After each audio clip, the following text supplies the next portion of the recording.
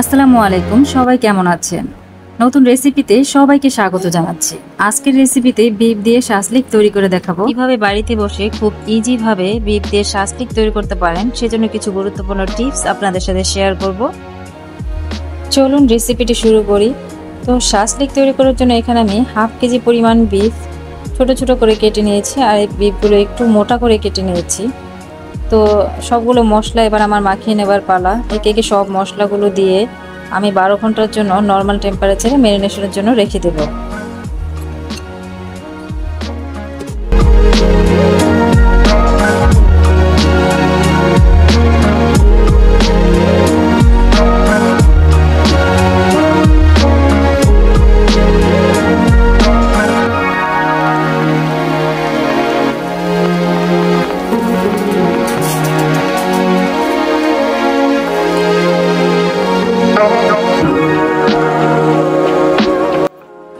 এইদিকে শাসলিক তৈরি করার জন্য আমি সবজিগুলোকে রেডি করে নিচ্ছি।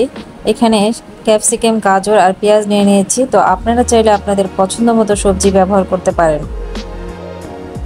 সবজিগুলোকে একটু মোটা করে কেটে নেব, যাতে বিফ সিদ্ধ হতে হতে সবজিগুলো খুব নরম না হয়ে যায় এবং পুড়ে না যায়। তো যাই হোক, সবজিগুলোকে আমি কিউব করে কেটে নিচ্ছি আর একটু মোটা মোটা করে কেটে নেব।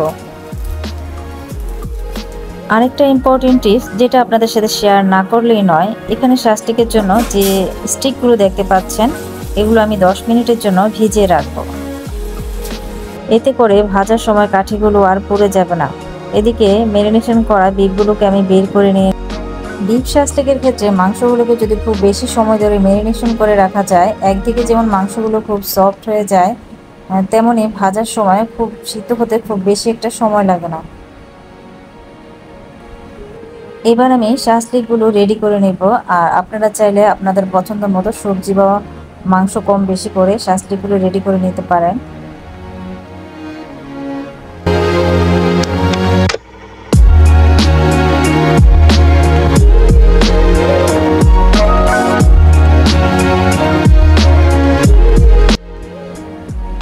এভাবে আমি সবগুলো শাসলিক তৈরি করে নিয়েছি। আপনারা চাইলে এভাবে শাসলিক তৈরি করে ফ্রোজেন করে রাখতে পারেন। বাড়িতে মেহমান আসলে বা সন্তান নাস্তায় যে কোনো সময় ইজিভাবে আপনারা খেতে পারেন।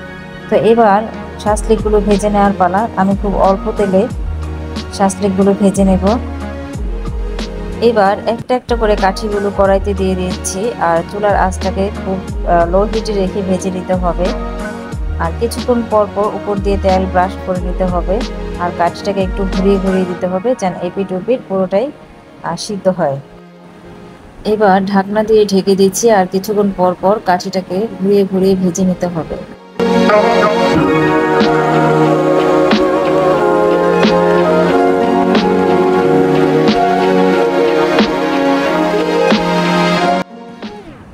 এই তো প্রায় হয়ে গিয়েছে।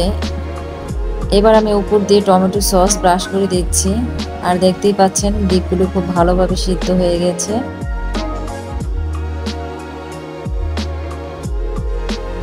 কেমন হলো আজকের এই রেসিপি অবশ্যই সবাই কমেন্টস করে জানাবেন, আর ভিডিওটি ভালো লেগে থাকলে আমার চ্যানেলটিকে সাবস্ক্রাইব করে দেবেন। সবাই ভালো থাকবেন। আসসালামু আলাইকুম।